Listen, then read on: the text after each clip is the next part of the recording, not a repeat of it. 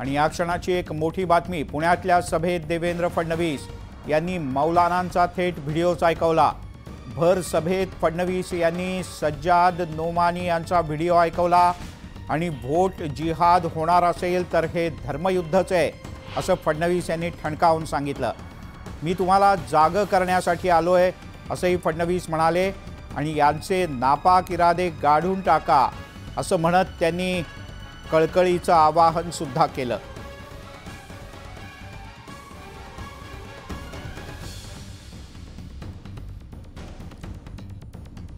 देवेंद्र फडणवीस यांची पुण्यात जाहीर सभा पार पडली।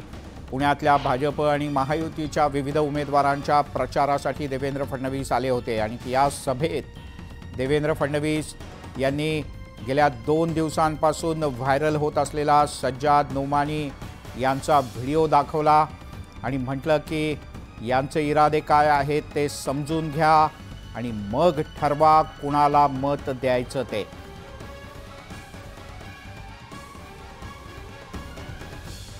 देवेंद्र फडणवीस आज खडकवासला इथल्या जाहीर सभेत बोलताना अतिशय आक्रमक झाल्याचं पाहायला मिळालं।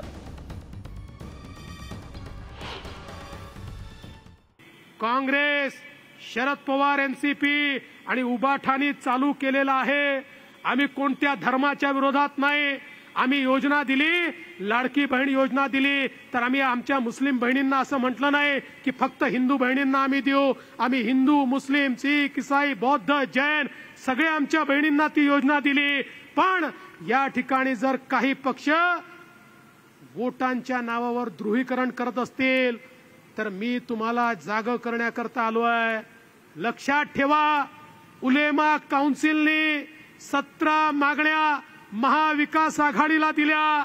या 17 मागण्यांमध्ये काही मागण्या इतक्या खतरनाक आहेत। त्यातली एक मागणी आहे मुस्लिमांना 10% आरक्षण द्या।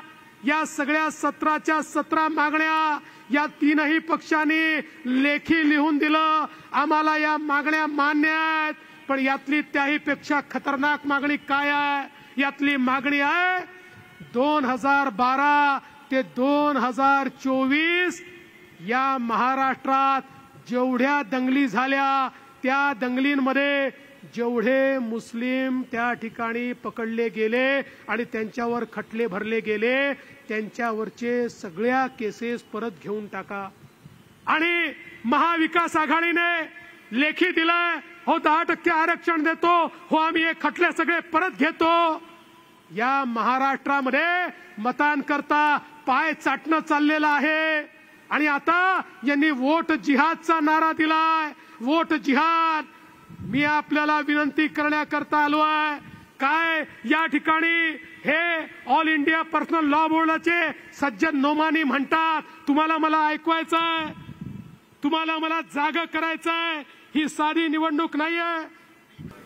लेकिन मैं इस बात की तरफ भी तवज्जो दिलाना चाहता हूं कि महाराष्ट्र के इलेक्शन ने ऐसी अहमियत हासिल कर ली है कि अगर यहां वो जीत गए हरियाणा की जीत के बाद, तो उसके बाद उनके हौसले बहुत बुलंद हो जाएंगे और फिर दिल्ली सरकार वो नए हौसलों के साथ दस्तूर की तब्दीली जैसे अपने नापाक इरादों की तकमील की तरफ आगे बढ़ेगी। और अगर महाराष्ट्र में उनको शिकस्त हो गई तो इत्तलात के मुताबिक दिल्ली सरकार भी बहुत दिन तक नहीं ठहर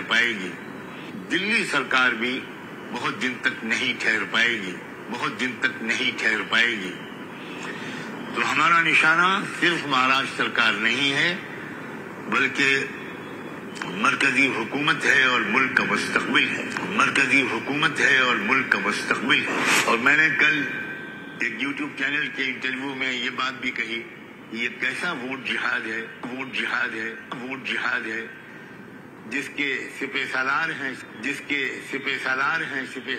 शरद पवार, जिसके अजीम सिपाहियों में हैं उद्धव ठाकरे, राहुल गांधी, नानाजी पटोले, और मैं ये बात जानता हूं कि महाराष्ट्र में अगर वो जीत गए तो वो दस्तूर नहीं बदल पाएंगे, लेकिन मैं इस बात की तरफ भी तवज्जो दिलाना चाहता हूं कि महाराष्ट्र के इलेक्शन ने ऐसी अहमियत हासिल कर ली है कि अगर यहाँ वो जीत गए हरियाणा की जीत के बाद, तो उसके बाद उनके हौसले बहुत बुलंद हो जाएंगे और फिर दिल्ली सरकार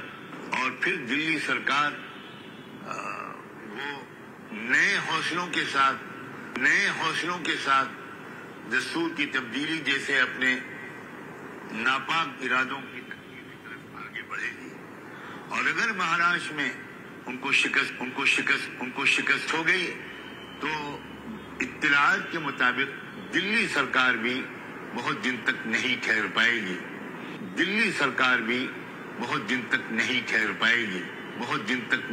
पाएगी।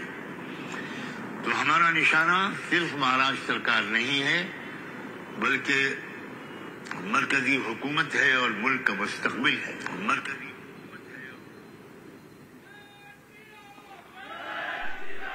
आता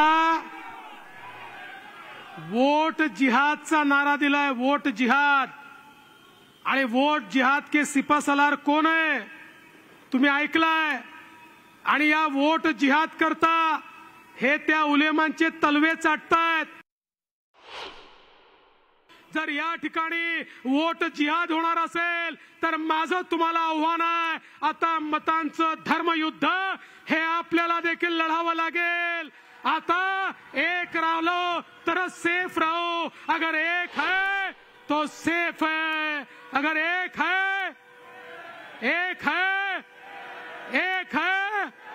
मी तुम्हाला ही विनंती करण्याकरता आलो आहे। अरे यांचे इरादे केवळ महाराष्ट्र नाही आहे, यांचे इरादे दिल्ली सरकार हलवण्याचे इरादे आहे। हे छोटे इरादे ठेवून या ठिकाणी आलेले नाही, या देशाला अस्थिर करण्याचं काम करतायत आणि त्याच्यामध्ये ही महाविकास आघाडी आज सामील झालेली आहे।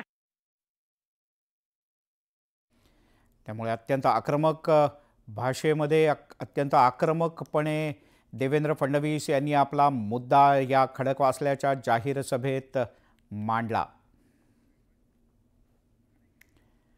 तिकडे उत्तर